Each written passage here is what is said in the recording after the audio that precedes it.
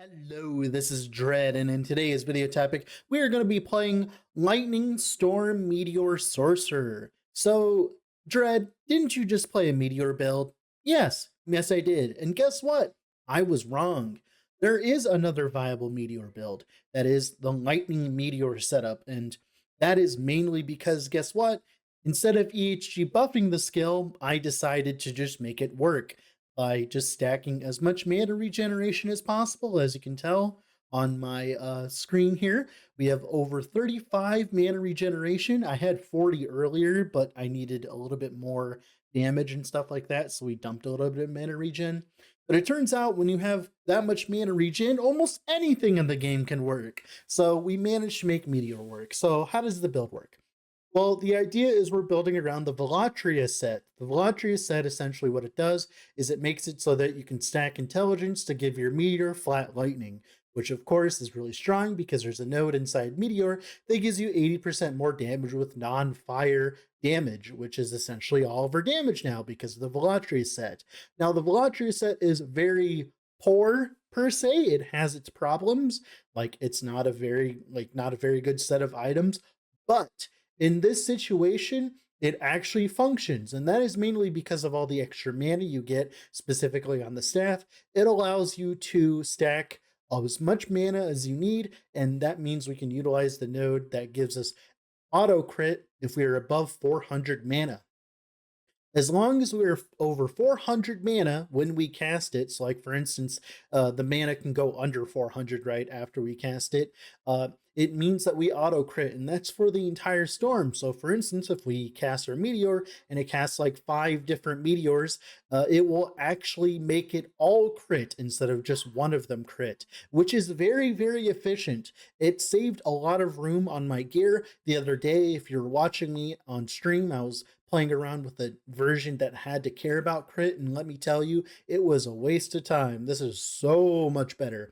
And why is that? Well, there's a bunch of different reasons. The first reason is button efficiency. Only casting once and then hitting with 5 meteors is significantly better than casting 1 meteor at a time. And as you can tell in the footage, I only have to cast like every so often, which means I don't need as much cast speed, I don't need as much damage. Like overall, the meteors end up being much better because of that. Now we're also taking advantage of the aftermath node. So if we have 120 mana on our meteor, it means half of that is recovered over 3 seconds and half of 60 is 20. And I think we have like 18 extra mana per second thanks to aftermath, as long as we've cast meteor recently. And we definitely have with this build, and that's on top of the 35 mana regen we also have. And all of that combined means that we can cast our meteor every 2 seconds whenever we reach 400 mana, which means, of course, to get the auto crit, our mana always stays up above 400, and all of that combined leads to making this work. Now, there's another concept that made this build go from meh to amazing, and that is abusing Arcane Ascendance. So we can abuse a node inside Arcane Ascendance that gives us 75 extra mana. It gives us gain 75 mana instantly as soon as we press the button. But whenever we go out of Arcane Ascendance, we lose that 75 mana. And it turns out you can snap cast it. So like for instance, I can just cast it as I'm casting Meteor, and that will bring me up to over 400 mana for most of the part, and it'll actually end up allowing me to cast Meteor faster. And of course, we can actually spec it to make us do extra damage against slowed targets if we want to stay in it. It'll give us a lot of extra damage, but generally for most bosses, you don't want to stand still. It's generally used like whenever we're actually like trying to kill something really, really, really tanky. Now, we also gained a large amount of ward whenever we use Arcane Ascendance. So you can watch me in the monoliths where I just snap cast it whenever I'm casting Meteor because it's just 300 extra ward. Why not? And it's extra cast speed, so it makes my Meteor cast faster. So overall, as long as you are doing it correctly, Arcane Ascendance ends up being a very useful piece. Another piece of the puzzle that was added this patch was the ginormous amount of intelligence at the bottom half of course, Rune Master. We get another 8 intelligence, right? on the bottom of Rune Master, which is wonderful. That buffs the crap out of the Vilatria set because getting as much intelligence as possible is wonderful. We also get access to a gigantic amount of mana regen at the bottom as well. And we're starting to get to the point where we can have a ridiculous amount of mana regen on Sorcerer and Mage in general, which is really nice because guess what? Mana regen's really good for making big spells work like Meteor. I'm pretty sure you could take this concept and use it for any other skill like Ice Barrage, Volcanic Orb. You could take the same concept and make it work for anything, which is very exciting, by the way. So yeah, this is just the Meteor version of it. Another thing that was added that makes this build a lot more viable is the access to, of course, Flame Rush.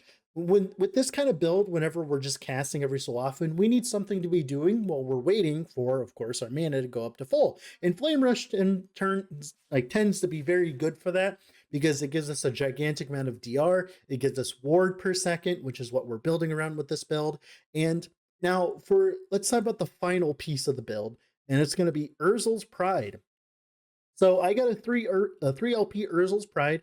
I tried to land +3 Meteor on it. It did not land, made me very sad, but the other stats are still pretty good.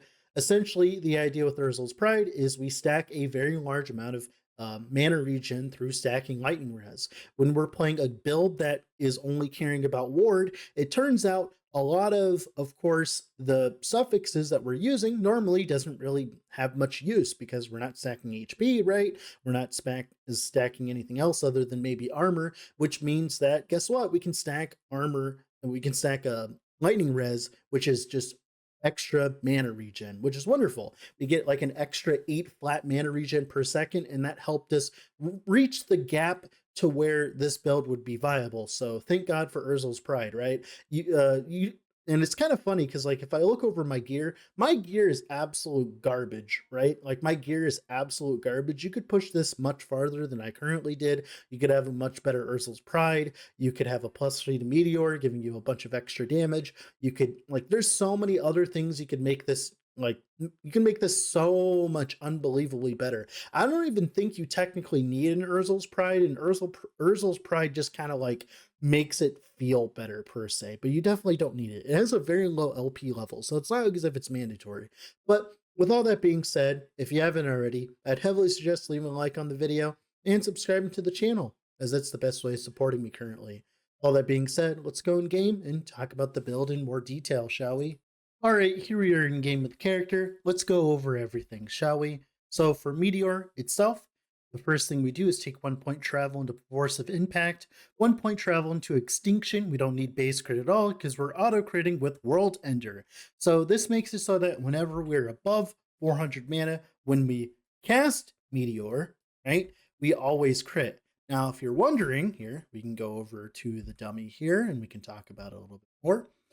It doesn't matter if Meteor casts as many, an infinite amount of meteors as you can tell. It doesn't matter. As long as you're over 400, every single one that you cast will always crit, which is wonderful. It makes this node much better than I assumed.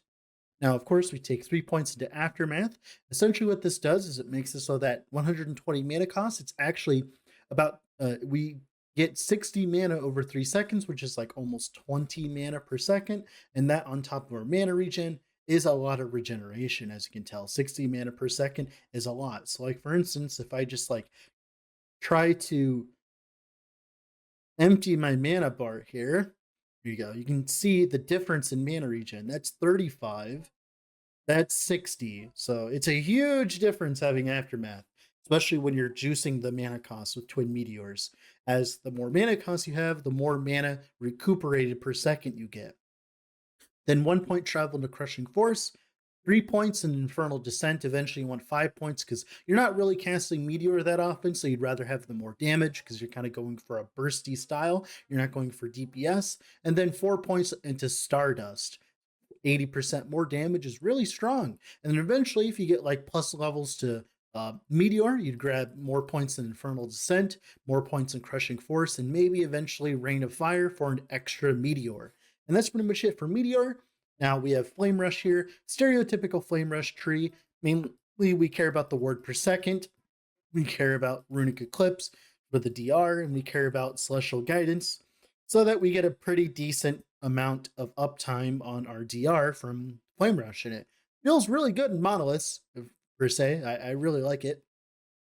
Then for Arcane Ascendance here, the thing we mainly care about is Acuity, so that it no longer drains mana. It does add a cooldown to our Arcane, well, it adds like a 2-second cooldown to our Arcane Ascendance, but it's fine, it doesn't really matter. The 4 points in Chronoclasm for the 24% more damage is slow, so you do need to have this active when the meteors hit the enemy to get the access to the more damage per slow. And we do actually have points inside the mage tree here currently, which is applying slow on our next spell chance. And that combined makes it so that we always are stacked on slow, which of course gives us more damage, which is great. Then 5 points in a higher plane for the increased damage, 2 points travel into Cosmic Insight, 5 points into rebuff for that amazing amount of ward whenever we use Arcane Ascendance, and then 3 points into Arcane Rift, like I said. So for instance, as you can tell, if I tap this, look at that. I can have instant mana whenever I need it, right? Whenever I need my mana, oop, there you go. I can double cast Meteor. And it's very strong, it turns out. Now, Flame Ward, stereotypical Flame Ward tree, nothing too different here.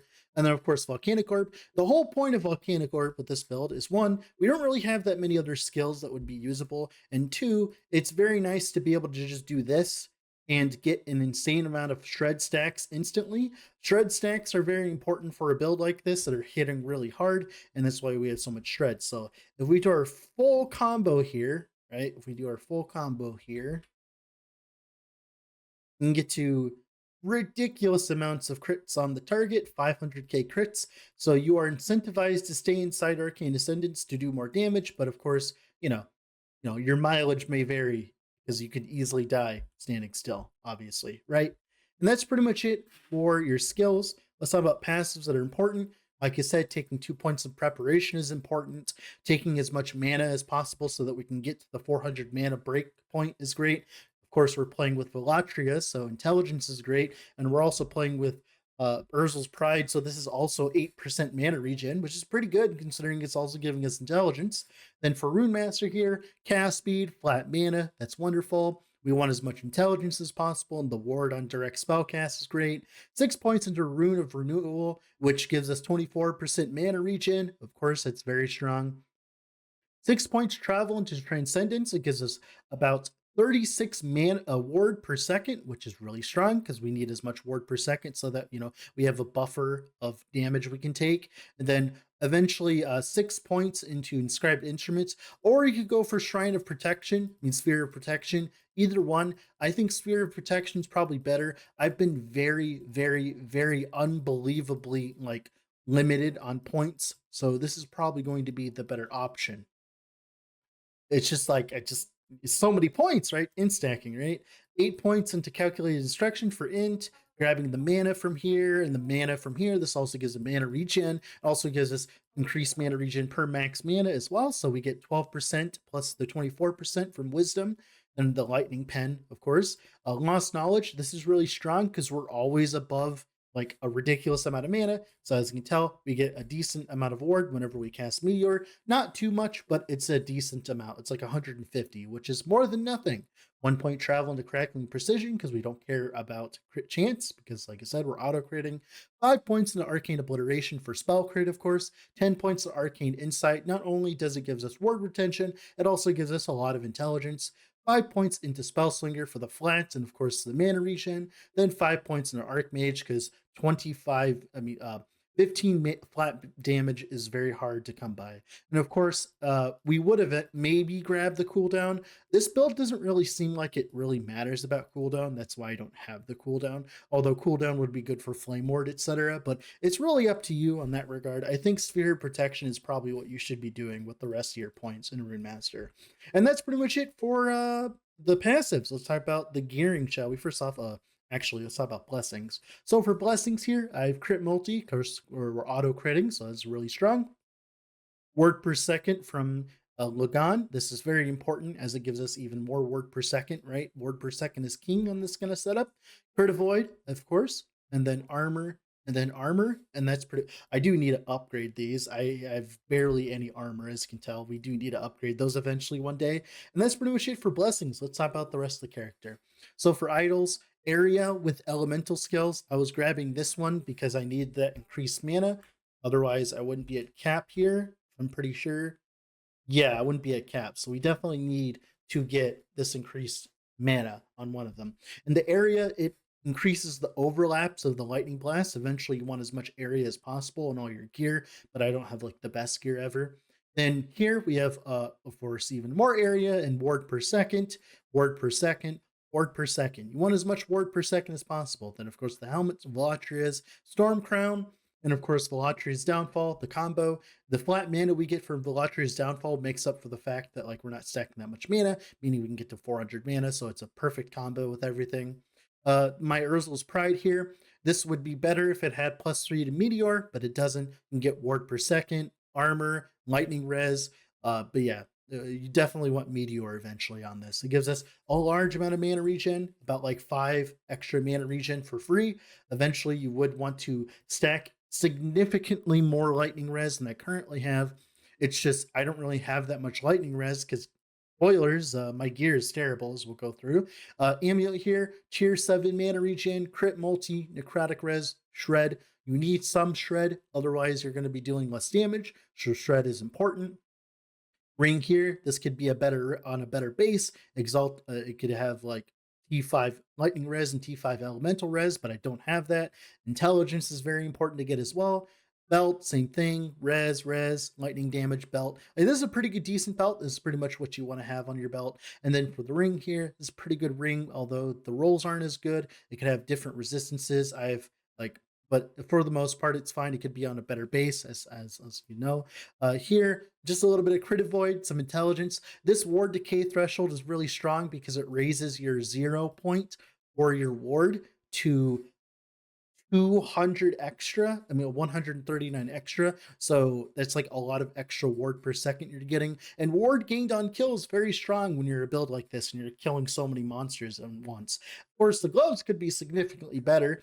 As you can tell, it could have lightning res instead of that health regen instead. It could also have increased area with skills as well. That would help as well. There's a lot of things you could do to upgrade this gear. Boots here, intelligence, movement speed, lightning res. The haste is really nice. Having haste just moving through the monos would be great.